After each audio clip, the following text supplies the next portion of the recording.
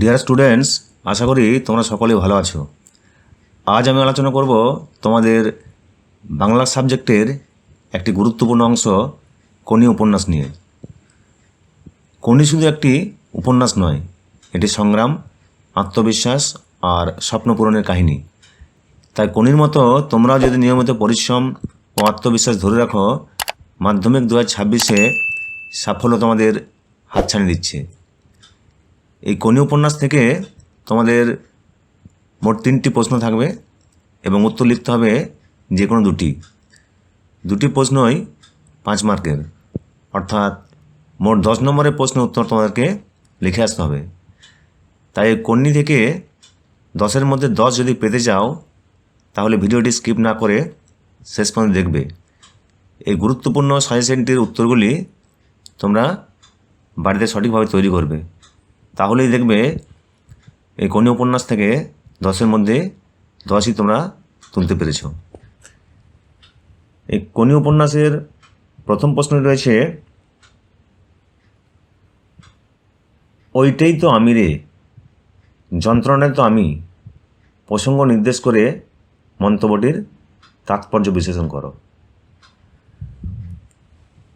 পরের প্রশ্নে থাকছে, কম্পিটিশনে পড়লে মেয়েটা তো আমার পা ধোয়া জল খাবে, উক্তিটি কার? কোন প্রসঙ্গে এই উক্তি? এই উক্তিতে বক্তার কী মনোভাব ফুটে উঠেছে?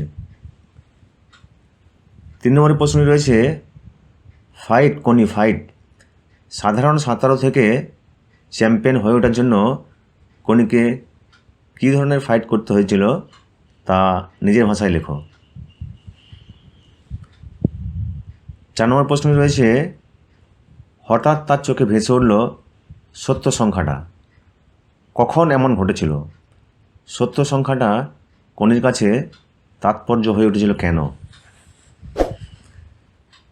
5 নম্বরের প্রশ্নে থাকছে, কোনির পারিবারিক জীবনের পরিচয় দাও। পরের প্রশ্নে থাকছে, অবশেষে কোনি বাংলা সাঁতার দলে জায়গা পেল, কোনি কীভাবে বাংলা সাঁতার দলে জায়গা পেল তা নিজের ভাষায় লেখো।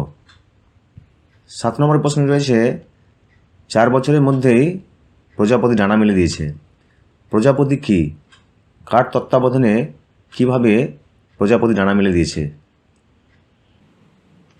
8 নম্বরের প্রশ্নটি রয়েছে, জুপিটার ক্লাবে কারা ক্ষিতীশের বিরুদ্ধে অভিযোগ এনেছিল, অভিযোগের উত্তরে ক্ষিতীশ কী বলেছিল?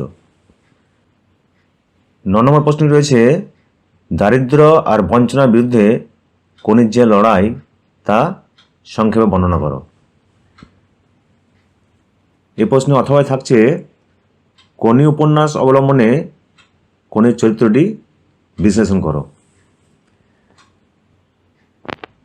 10 নম্বর প্রশ্নটি থাকছে, কোনি উপন্যাস অবলম্বনে স্বামীর যোগ্য সহধর্মিণী হিসাবে লীলাবতীর পরিচয় দাও। তারপরের প্রশ্নটি থাকছে, সাঁতারু অনেক বড় সেনাপতির থেকে, উক্তিটি বক্তাকে অনুসরণ করে উদ্ধৃতিটির তাৎপর্য বিশ্লেষণ করো। শেষ প্রশ্নটি থাকছে, তোর আসল লজ্জা জলে, আসল গর্বও জলে, কোন প্রসঙ্গে কার এই উক্তি? বক্তার এই উক্তির তাৎপর্য বিশ্লেষণ করো। যদি ভিডিওটি তোমাদের ভালো লাগে তাহলে লাইক করবে, আর তোমাদের যে কোনো রকম প্রশ্নের জন্য কমেন্ট বক্সে লিখে জানাবে। আর অন্যান্য বিষয়ের গুরুত্বপূর্ণ সাজেশনগুলি পাওয়ার জন্য আমার চ্যানেলটিকে অবশ্যই সাবস্ক্রাইব করে রাখবে।